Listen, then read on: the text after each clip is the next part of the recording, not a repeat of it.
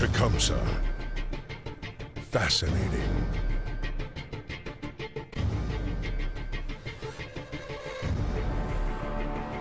Captivating.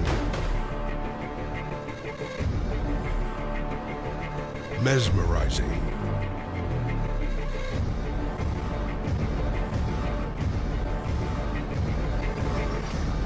Tecumseh. Amid a light shower, the Ross-Chillicothe Convention and Visitors Bureau broke ground on a new welcome center as part of the improvements to Yoctangee Park. The center will sit at the corner of North Mulberry and Riverside streets in Ohio's first capital and serve as a gateway for the expected boom of tourists thanks to the 2023 UNESCO World Heritage inscription.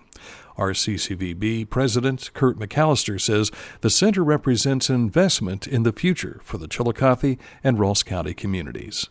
This new facility will allow us to better serve our guests, showcase our community, and position Ross County as a gateway to all of Southern Ohio has to offer. So 20 or 30 years ago, as a part of the master park plan, there was a recommendation that the city eventually acquire this land. The city school district had it at the time. The city eventually, through that relationship and collaboration, acquired it from the school district. And now here we are about 10 years after that project. And the city is again collaborating with the county to make it the perfect welcome center, the perfect location for this community. You don't get everything you ask usually in the capital budgets, but this time we did get everything we asked. I asked for $5 million and got $5 million, and so for that we thank the good Lord, and hopefully we have a nice project, and I can't wait to we have the ribbon cutting, hopefully on a nice sunny day we pick. So.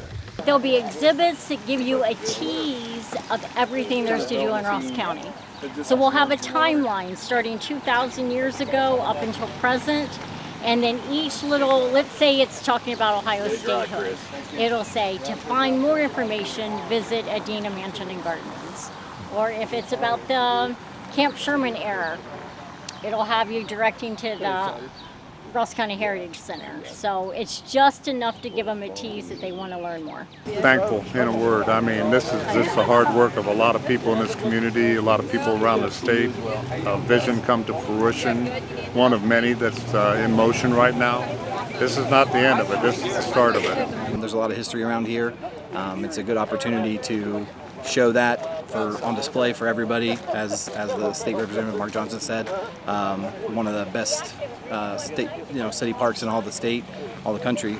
So we're going to try to keep that mentality with our actual construction schedule, the day-to-day operations, keeping everything clean, keeping everybody organized and on task. So hopefully we can be a good representation of that. It's expected the construction will take about 14 months to complete the Welcome Center once workers for Equity Construction Solutions actually break ground. I'm Dan Ramey, Litter Media News.